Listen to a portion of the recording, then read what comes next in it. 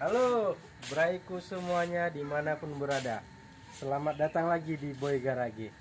Jadi pada kesempatan ini langsung aja ya, braiku semuanya. Kita akan sedikit membahas tentang mesin yang susah hidup di saat posisi mesin itu dalam kondisi panas. Jadi mengingat tentang itu, ada beberapa kejadian yang mungkin dialami para owner mobil di saat mesin itu panas. Misal nih, kondisi mesin panas begitu dimatikan. Biasa kejadian ini terjadi di saat misal mau isi BBM di SPBU seperti itu kan. Begitu selesai pengisian BBM, di starter lagi.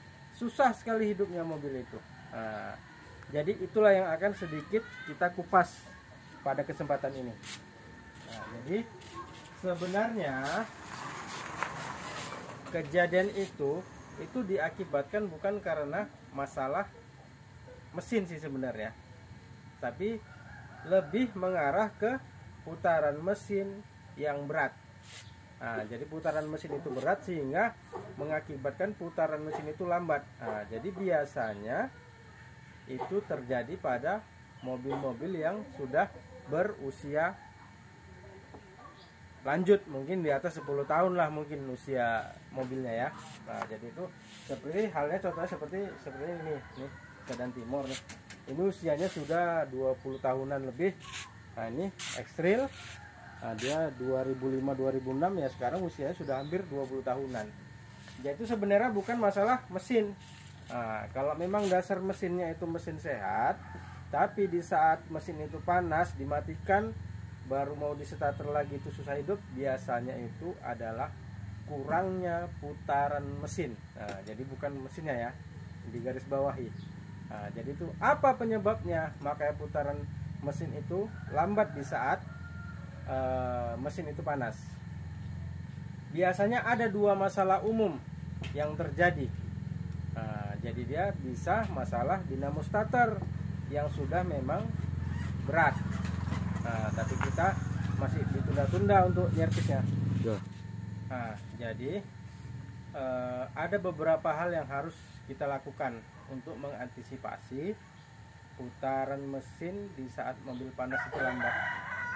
Jadi hal yang paling mudah dan mungkin paling murah mengeluarkan biaya itu ialah dengan yang pertama itu servis dulu dinamo starternya. Biasanya dinamo starter itu juga menjadi penyebab putaran mesin di starter itu lambat di saat panas, itu juga memungkinkan itu terjadi. Serviskan aja kalau memang dinamo starter itu masih muter, masih di starter itu masih mau, biasanya kerusakannya nggak pernah. Hanya mungkin minta servis, misal ganti coilnya gitu-gitu seperti itu. Dan apabila setelah dinamo starter itu diservis tetap juga putaran mesin itu lambat, hal yang paling mudah yang kedua yang kita lakukan adalah cek kabel grounding, kabel massa dari baterai ke bodi mesin. Itu juga harus dicek. Jadi kita mobil usia udah cukup tua, biasanya kabel itu sebagian besar mengalami korosi.